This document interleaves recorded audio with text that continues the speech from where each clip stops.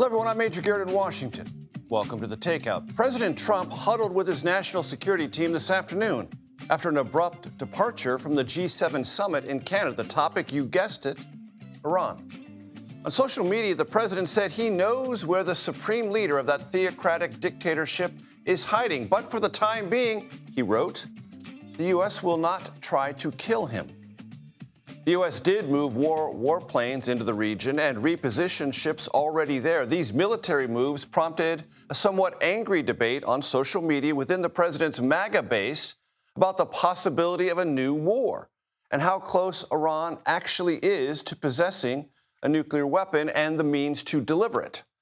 The question before the White House appears to be this: does it allow Israel alone to continue striking Iranian targets in the hope that it can degrade Iran's nuclear program, or does the U.S. come in with heavier bombs and bigger planes to inflict massive, possibly irrevocable damage? CBS News can report the president is considering that second option. For more on all this, I want to turn to Ed O'Keefe on the North Lawn of the White House.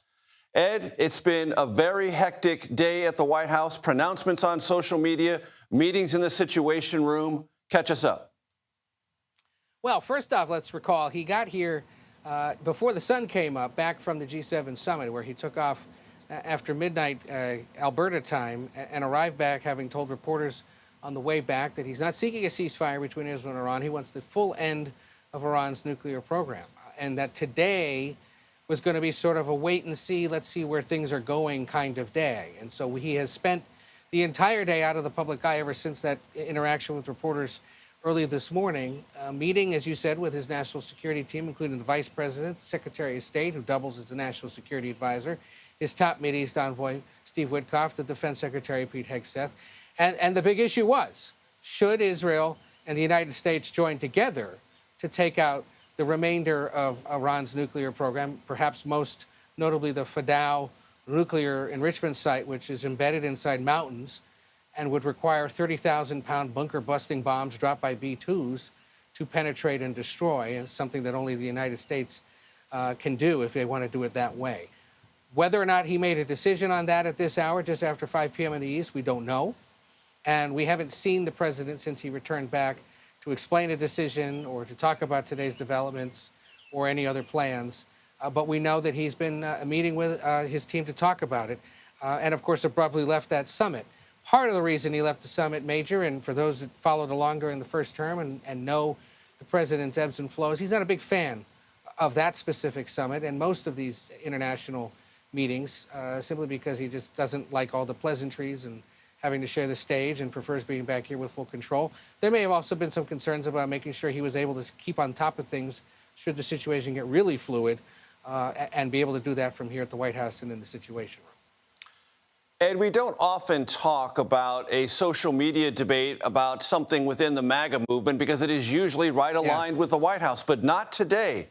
And there was a lot of skepticism within the MAGA world about the intelligence, about Iran, so much so that Vice President J.D. Vance had to weigh in with an extensive reply. Walk us through that.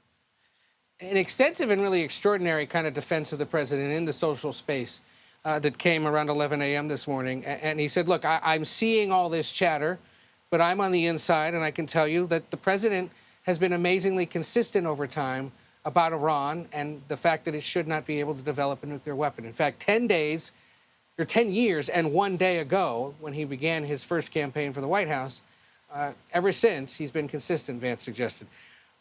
He raises some concerns. They may want civilian nuclear energy, but then why are they developing it in a way that would suggest they're trying to a point where they can enrich that uranium and use it in weaponry? Hasn't seen a reason why they need to do that. Notes that the IAEA rules have been violated. And then suggests, look, the president has shown remarkable restraint in keeping our military's focus on protecting our troops and protecting our citizens, which in the last week he certainly has. Vance continues, he may decide he needs to take further action to end Iranian enrichment. That decision ultimately belongs to the president. And of course, he says, people are right to be worried about foreign entanglement after the last 25 years of idiotic foreign policy. That speaks to the criticism that the president, his movement has had, especially about George W. Bush's decision to go into war in Iraq, for the Obama and Biden administrations to continue it, and for his general belief that the United States shouldn't be doing that kind of thing It may be on the verge of doing it now, and it is notable that after a few days of several key conservative commentators and others in the movement raising questions and lawmakers like Rand Paul saying he shouldn't do it, the vice president is essentially laying out the permission space for the possibility the president takes that step. Ed O'Keefe of the North Lawn of the White House, thank you very much.